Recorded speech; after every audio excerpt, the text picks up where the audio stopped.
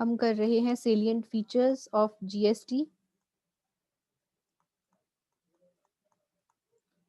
आज हम इसको रैप अप करेंगे। सेलिएंट फीचर्स काफी दिन हो गए सेलिएंट फीचर्स करते हुए, सो इसको रैप अप करके आज हम सेलिएंट फीचर्स का फाइनल चार्ट बनाएंगे। ऑडियो ऑफ करो जिसका भी ऑडियो ऑन है।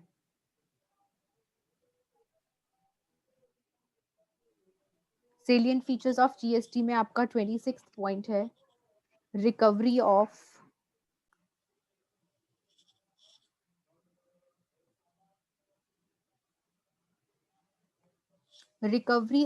Arrears of tax. अब एरियर्स ऑफ टैक्स क्या होते हैं? बकाया।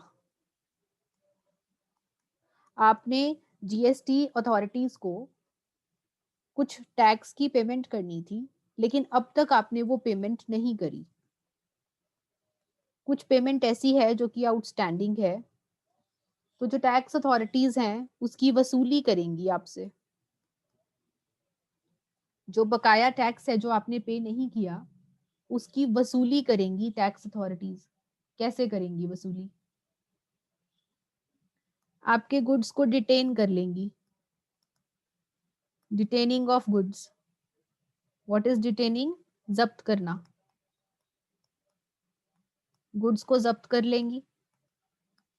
जब्त करके उन गुड्स को सेल कर देंगी और उन गुड्स को सेल करके अपना जीएसटी का जो बकाया है वो वसूल कर लेंगी। और कैसे जीएसटी अथॉरिटीज आपका टैक्स का बकाया वसूल कर सकती हैं?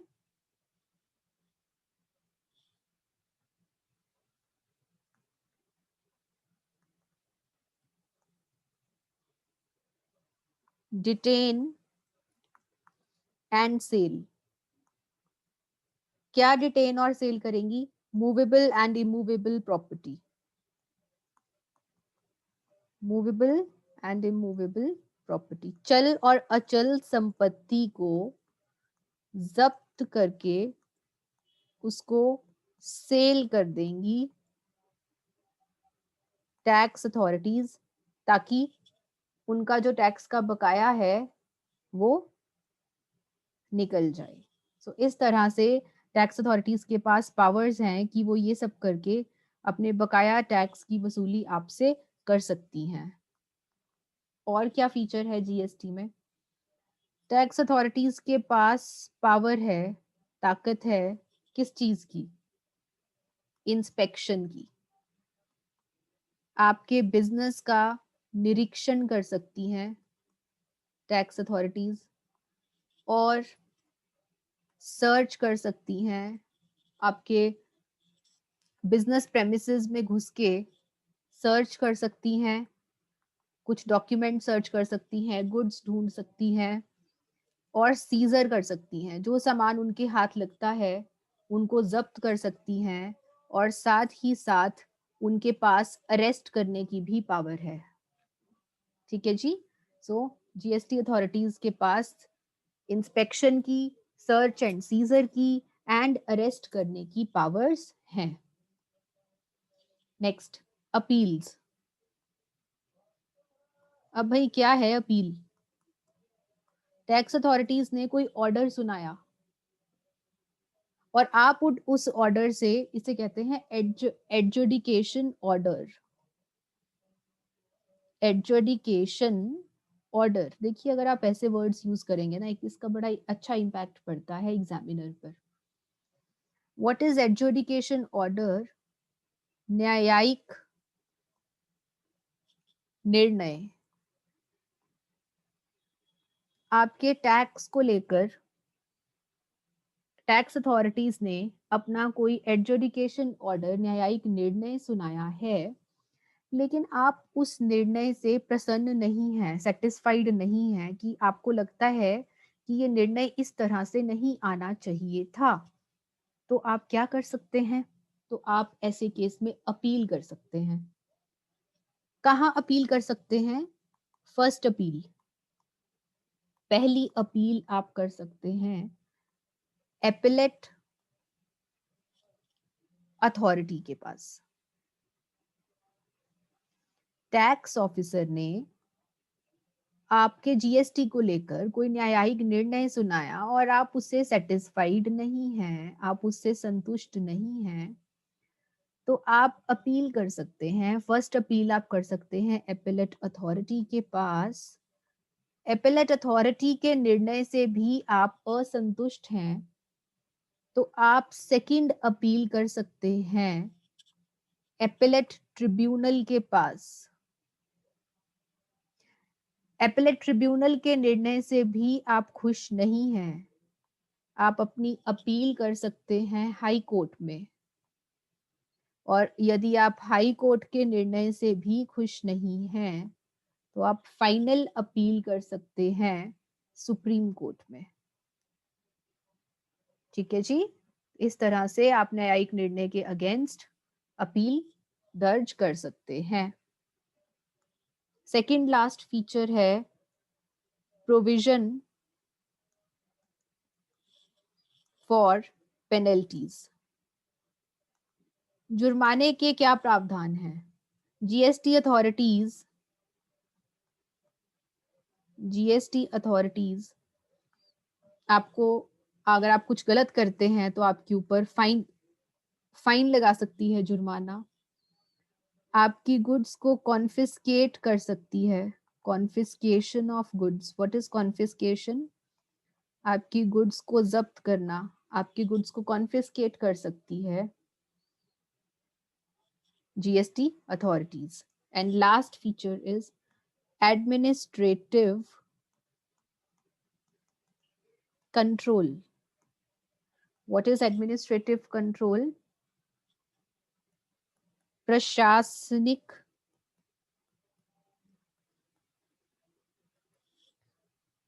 नियंत्रण। प्रशासनिक नियंत्रण। अगर आपकी ऑर्गेनाइजेशन का टर्नओवर या फिर सेल 1.5 करोड़ से नीचे नीचे की है तो ऐसे में 90% टैक्स पेयर्स, जो 90% टैक्स पेयर्स हैं जो इस कैटेगरी में आते हैं, उनके ऊपर कंट्रोल रहेगा स्टेट एडमिनिस्ट्रेशन का।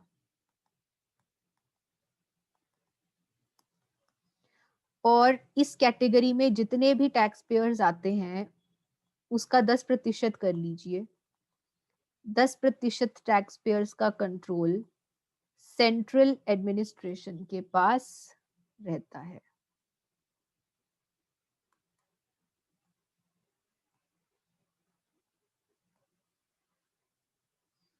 मान लीजिए 1.5 करोड़ तक की जिनकी टर्नओवर है, ऐसे 100 टैक्स पेयर्स हैं, तो 100 में से 90 टैक्स पेयर्स जो हैं उनको स्टेट देखेगी और 10 टैक्स पेयर्स को सेंट्रल एडमिनिस्ट्रेशन देखेगी।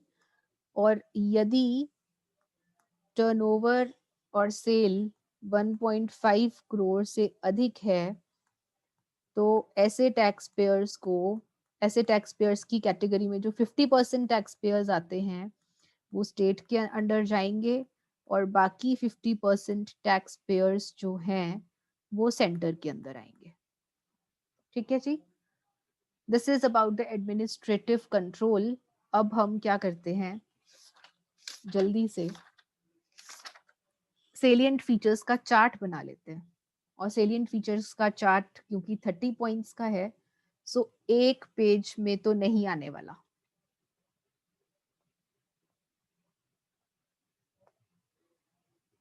So let's see salient features of GST। सबसे फर्स्ट फीचर जो हमने किया था दैट इज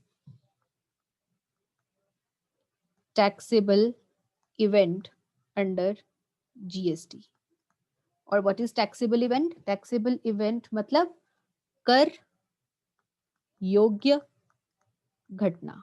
ऐसी कौन सी घटना है जिसके घटित होने पर जीएसटी लगता है? सप्लाई। अगर सप्लाई कर रहे हैं आप, सप्लाई ऑफ गुड्स या फिर सप्लाई ऑफ सर्विसेज या फिर supply of goods and services, तो ऐसे में कहा जाता है दैट आपने कोई कर योग्य घटना करी है और इसलिए आपके ऊपर जीएसटी एप्लीकेबल हो जाएगा। ये फर्स्ट सेलिएंट फीचर है। सेकंड सेलिएंट फीचर हमने डिस्कस किया था एप्लीकेबल ऑन व्हाट, कि जीएसटी किसके ऊपर लागू होता है। एप्लीकेबल ऑन सप्लाई, और सप्लाई में क्या सब आता है, sale, transfer, exchange, sale, transfer, exchange, barter, etcetera. जो सेल है, जो सप्लाई है, वो एक वाइडर टर्म है और इसमें बहुत कुछ आता है। सो जीएसटी किसके ऊपर लागू होता है, सप्लाई पे लागू होता है। Nature of supply, nature of supply में क्या सब हो सकता है, इंट्रा स्टेट सप्लाई, एक ही स्टेट में दो डिस्ट्रिक्ट्स के बीच में, या फिर इंटर स्टेट, दो स्टेट्स के बीच में, या फिर इंपोर्ट, या फिर एक्सपोर्ट। इंट्रा के केस में आपका लगता है CGST and SGST, inter state के केस में लगता है आईजीएसटी, इंपोर्ट के केस में लगता है BCD and IGST, and exports are zero rated. ये सब हमने डिस्कस किया था यहाँ पर। Next is it is based on principle of destination. जहां पर कंज्यूम हुए गुड्स वहां पर देखा जाएगा, वहां पर जीएसटी एप्लीकेबल होगा। तो अगर आप डोमेस्टिक सेल कर रहे हैं विद इन इंडिया तो जीएसटी लागू होगा, और अगर आप सप्लाई कर रहे हैं आउट ऑफ कंट्री तो जीएसटी लागू नहीं होता। अगला पॉइंट हमने डिस्कस किया था ड्यूअल जीएसटी का, कि यहाँ पर सेंट्रल गवर्नमेंट और स्टेट गवर्नमेंट आपस में इकट्ठे होकर टैक्सेस लगाते हैं। इंट्रा स्टेट सप्लाई में सेंट्रल गवर्नमेंट स्टेट गवर्नमेंट इकट्ठे, और इंटर स्टेट में क्योंकि सिर्फ आईजीएसटी लगता है तो इंटर स्टेट के केस में सिर्फ और सिर्फ सेंट्रल गवर्नमेंट जीएसटी इम्पोज करती है। Next is treatment of exports. हाँ जी, एक्सपोर्ट्स के केस में क्या होता है,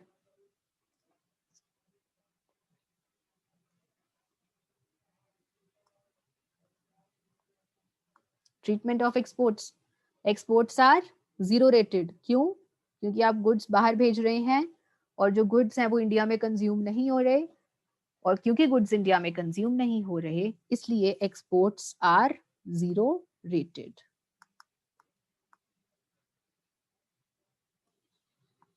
seventh, treatment of imports. Imports को इंटरस्टेट की तरह माना जाता है और इस पे आईजीएसटी और बीसीडी लगता है।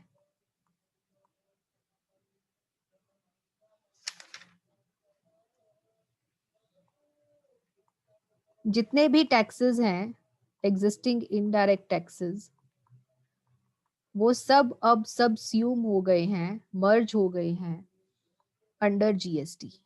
जितने भी टैक्सेस हैं, excise duty, CST, VAT, service tax, ये सब अब जीएसटी के अंडर मर्ज हो गए हैं। जीएसटी रेट्स, क्या रेट हैं जीएसटी के, 4 स्लैब्स हैं, एक 5% वाली, एक 12% वाली,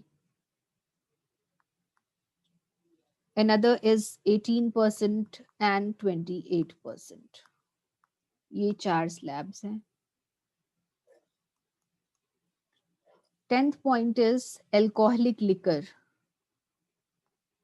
जो दारू है वो इस टाइम जीएसटी के परव्यू से बाहर है, जीएसटी नहीं लगता, यहाँ पे सेंट्रल गवर्नमेंट अपने टैक्सेस लगाती है। Items out of GST, 6 items हैं जो आउट ऑफ जीएसटी हैं, वो लिस्ट मैंने आपको बता रखी है। कौन कौन सी आइटम्स के ऊपर अभी जीएसटी नहीं लग रहा। उसके बाद हमने टोबैको एंड टोबैको प्रोडक्ट्स का किया था कि जो टोबैको एंड टोबैको प्रोडक्ट्स हैं इनके ऊपर अभी जीएसटी भी लग रहा है, साथ ही साथ इनके ऊपर सेंट्रल एक्साइज ड्यूटी भी लग रही है। नेक्स्ट,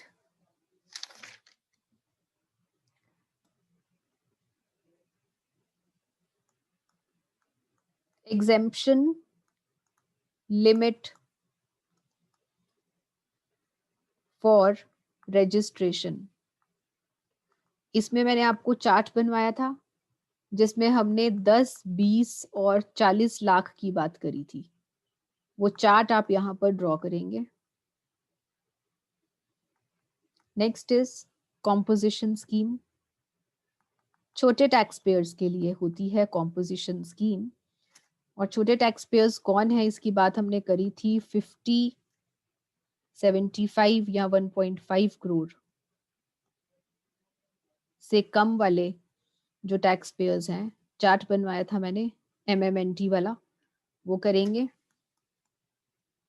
आईटीसी की बात करी थी कि आईटीसी कैसे कैलकुलेट, फाइनल पेमेंट क्या होती है, आउटपुट टैक्स माइनस आईटीसी करके आपको फाइनल टैक्स पे करना होता है।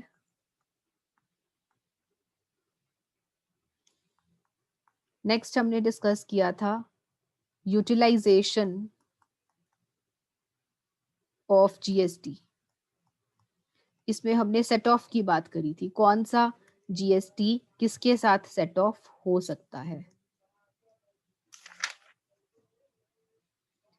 रजिस्ट्रेशन किन के लिए कंपल्सरी है, सेक्शन 22 में किया था हमने कि रजिस्ट्रेशन किन लोगों के लिए कंपल्सरी है, चार्ट बनवाया था।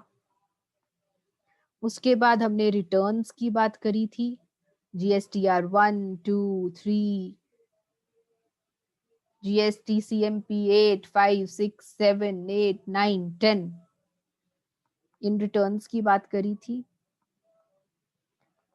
Liability to pay GST, GST कौन कौन पे करता है, इसमें हमने normal charge mechanism, reverse charge mechanism, TDS और टीसीएस की बात करी थी। Then we discussed about payment of tax कि आप ऑनलाइन भी कर सकते हैं और ओवर द काउंटर भी कर सकते हैं। TDS at the rate of 1%, कौन पे करता है, कौन काटता है, government departments, local authorities and government agencies. TCS कौन काटता है, ECOs, e commerce operators. 23, refund of tax, अगर टैक्स ज्यादा पे कर चुके हैं लेकिन लाइबिलिटी कम बनती है, बाकी टैक्स आपको वापस आ जाएगा। सेल्फ असेसमेंट, अपना टैक्स आप खुद कैलकुलेट करके गवर्नमेंट के पास जमा करवाते हैं, this is self assessment. Classification of goods and services, HSN code की बात करी थी इसमें, 2 digit HSN, 4 digit HSN। Arrears of tax की रिकवरी कर सकती हैं GST authorities. Okay, arrears of tax. Then powers of GST authorities, inspection, search and seizure, arrest, ये सब कर सकती हैं GST authorities.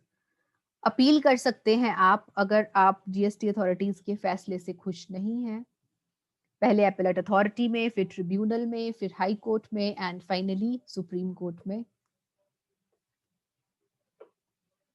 29th point, second last, penalties, आपके ऊपर फाइन हो सकता है आपके गुड्स को कॉन्फिस्केट किया जा सकता है। And last is administrative control, centre का रहेगा या स्टेट का रहेगा। This is all in the salient features of GST.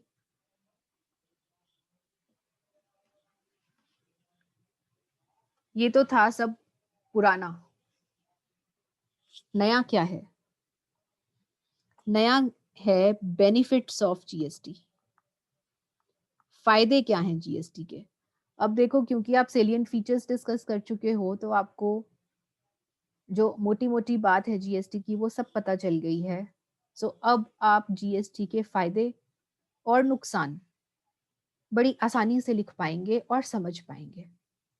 So benefits of GST start करते हैं। बहुत ज्यादा टाइम नहीं लगाएंगे इसमें हम, और जल्दी से रैप अप करने की कोशिश करेंगे, क्योंकि अब आप लोगों को समझ में आ गया है कि जीएसटी का स्ट्रक्चर क्या है। फर्स्ट फायदा ऑफ जीएसटी इज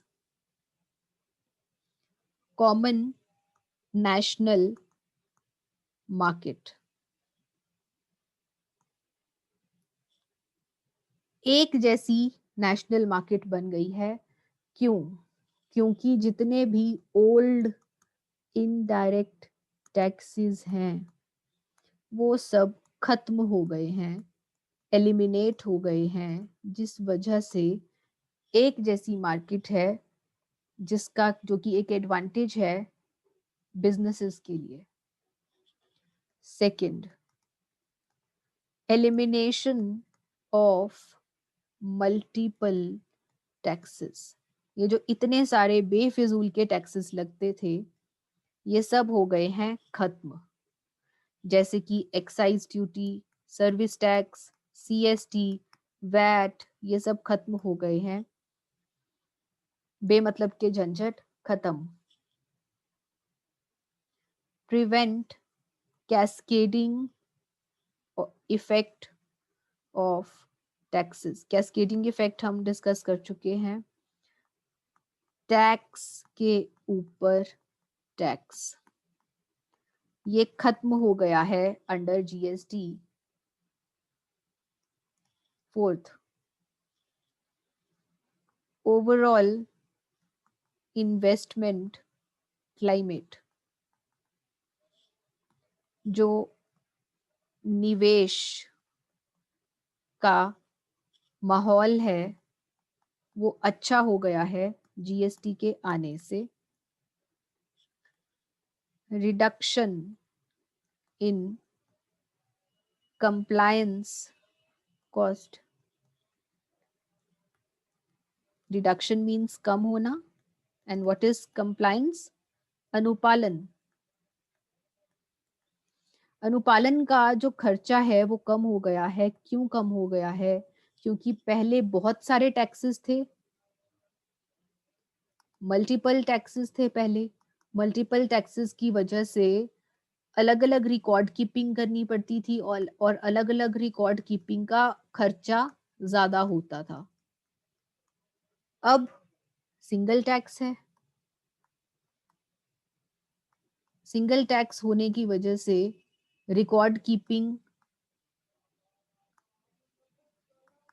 कम हो गई है, जिस वजह से जो कंप्लायंस कॉस्ट है वो कम हो गई है।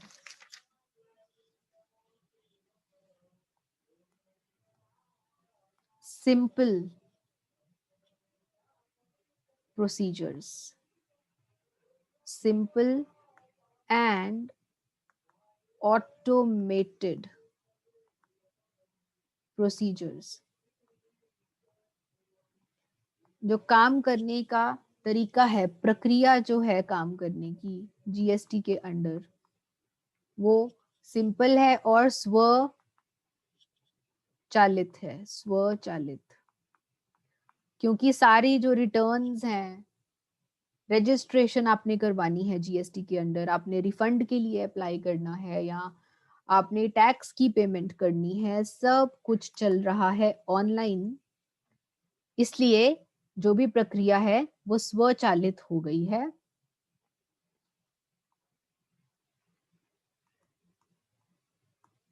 रिडक्शन इन करप्शन, भ्रष्टाचार कम हो गया है या हो जाएगा। क्यों? क्योंकि यहाँ पर जो जीएसटी अथॉरिटीज हैं, जीएसटी वाले ऑफिसर्स हैं, उनका इंटरफेस, व्हाट इज इंटरफेस, ये पॉइंट हम पहले डिस्कस कर चुके हैं। आमना सामना,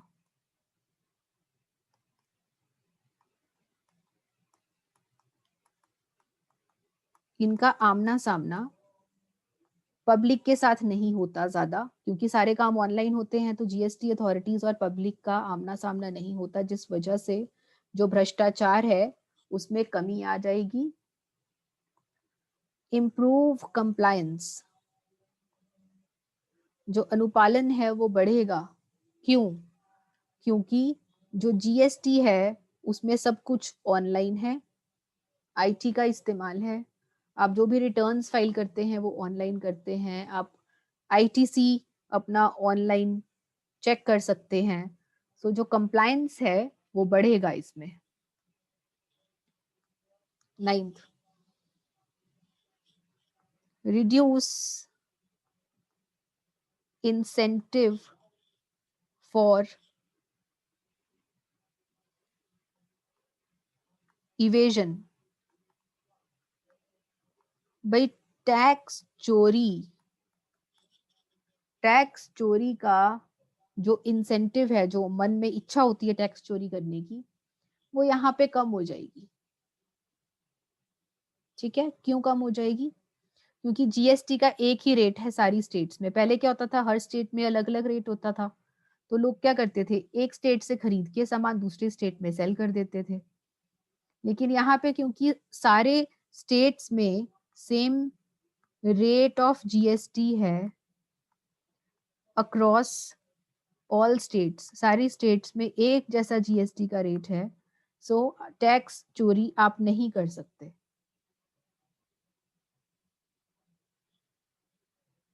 कंपनीज का जो टैक्स बर्डन है, जो टैक्स का भार है, वो कम हो जाएगा।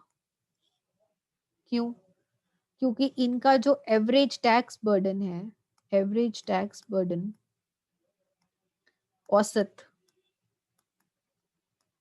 वो कम आएगा अंडर जीएसटी।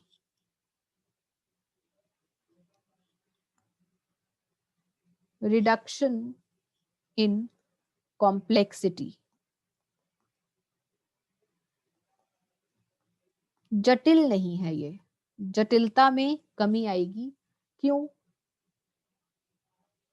क्योंकि बड़े ही सिंपल प्रोसीजर्स हैं यहाँ पर, सिंपल एंड ऑनलाइन प्रोसीजर्स हैं, बड़ा ही सिंपल स्टेप है, सिंपल स्ट्रक्चर है जीएसटी का, जिस वजह से कॉम्प्लेक्सिटी में कमी आएगी, सरल हो जाएगा सब कुछ। ग्रेटर सर्टेनिटी, निश्चितता ज्यादा रहेगी, निश्चितता बढ़ जाएगी। क्यों? क्योंकि सब कुछ अब एक ही टैक्स है, आपको अलग अलग टैक्सेस के अंडर रजिस्टर नहीं कराना, एक ही टैक्स के अंडर रजिस्टर कराना है, एक ही टैक्स के अंडर आपको रिफंड के लिए अप्लाई करना है, एक ही टैक्स के अंडर आपको पेमेंट करनी है, तो जो निश्चितता है वो बढ़ेगी। Harmonisation of taxes, harmonisation means what, एकता, सामंजस्य, क्योंकि सारे टैक्सेस खत्म होके एक ही हो गए हैं, तो अब सारे टैक्सेस में सामंजस्य है। एक्सपोर्ट बढ़ेगा इससे, जिसकी वजह से मैन्युफैक्चरिंग एक्टिविटी बढ़ेगी। अच्छा जी, और पावर्टी इरेडिकेशन,